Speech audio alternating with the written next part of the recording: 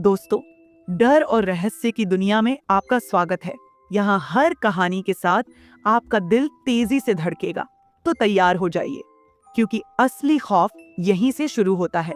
आज की कहानी श्याम और उसके दोस्तों की है, जिन्होंने जंगल के बीच एक पुराने लॉज में रात बिताने का फैसला किया।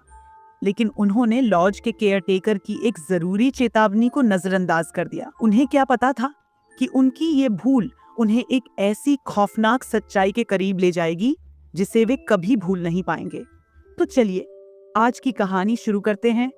श्याम और उसके दोस्त रवि, प्रिया और नेहा ने एक एडवेंचर ट्रिप प्लान की। वे सब थ्रिल और एक्साइटमेंट के लिए मशहूर जंगल के पास एक सस्ता और पुराना लॉज बुक करते हैं। लॉज का केयरटेकर उन्हें उनके कमरे तक छोड़ते हुए एक अजीब सी चेतावनी देता है, रात को कमरे के बाहर मत जाना, यहाँ कुछ चीजें सामान्य नहीं हैं। श्याम हंसते हुए कहता है, ये तो किसी टिपिकल हॉरर मूवी का डायलॉग लगता है। रवि और प्रिया भी हंसी मजाक करने लगते हैं, लेकिन नेहा थोड़ी असहज लग रही थी। कहीं सच में तो कुछ नहीं होगा ना? नेहा ने पूछा। प्रिया उसका मजाक उड़ाते हुए बोली, अरे रिलैक्स नेहा, ये सब कहानियां सिर्फ टूरिस्ट को डराने के लिए बनाई जाती हैं। लॉज की वाइब वैसे भी थोड़ी अजीब थी। पुराने लकड़ी के फर्श, मध्यम रोशनी और चारों तरफ जंगल की खामोशी। रात का खाना खाने के बाद सब अपने अपने कमरों में चले गए। रात के लगभग 2 बजे श्याम की नींद एक हल्की सी आवाज से खुल गई। ऐसा लगा जैसे किसी के चलने की आवाज आ रही हो। उसने सोचा शायद रवि वॉशरूम गया होगा और वापस सो गया, लेकिन आवाज लगातार आती रही और अब वो और करीब लग रही थी। श्याम उठकर बिस्तर पर बैठ गया और अपने आसपास देखा। दरवाजा बंद था, पर आवाज साफ सुनाई दे रही थी। उसने रवि को जगाया, जो पहले से ही जागा हुआ था। रवि ने धीमे स्वर में पूछा, तुझे भी ये आवाज सुनाई दे रही है? श्याम ने सिर हिलाया। दोनों ने हिम्मत जुटाई और दरवाजा खोलकर हॉलवे में झांका। हॉलवे में घना अंधेरा था।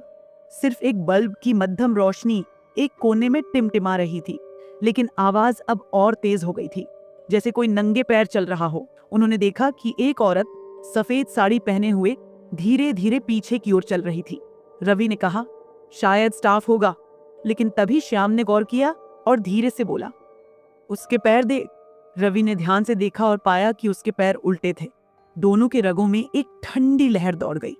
रवि हिचकिचाते हुए बोला, यहां से भाग चलते हैं। लेकिन जैसे ही वे मुड़ने लगे, वह औरत अचानक रुक गई और उनकी तरफ घूरने लगी। उनका दिल तेजी से धड़कने लगा। उसका चेहरा अंधेरे में साफ नहीं दिख रहा था, लेकिन उसकी आंखें खून जैसी लाल लग रही थीं। और तभी एक भयानक सी हंसी पूरे हॉलवे में गूंज उठी। श्याम और रवि ने बिना कुछ सोचे समझे भागना शुरू किया और अपने कमरे में घुसकर दरवाजा लॉक कर दिया। दोनों का पसीने से बुरा हाल था। प्रिया और नेहा उन्हें देखकर डर गई। क्या हुआ? तुम दोनों इतने घबराए हुए क्यों हो?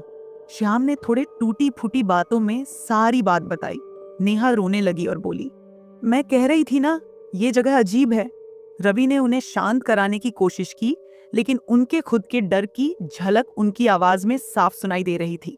सुबह होने का इंतजार करते हुए किसी तरह उन्होंने रात बिताई। जैसे ही रोशनी हुई, सबके सब केयरटेकर के पास गए और उससे पूछा, ये सब क्या था?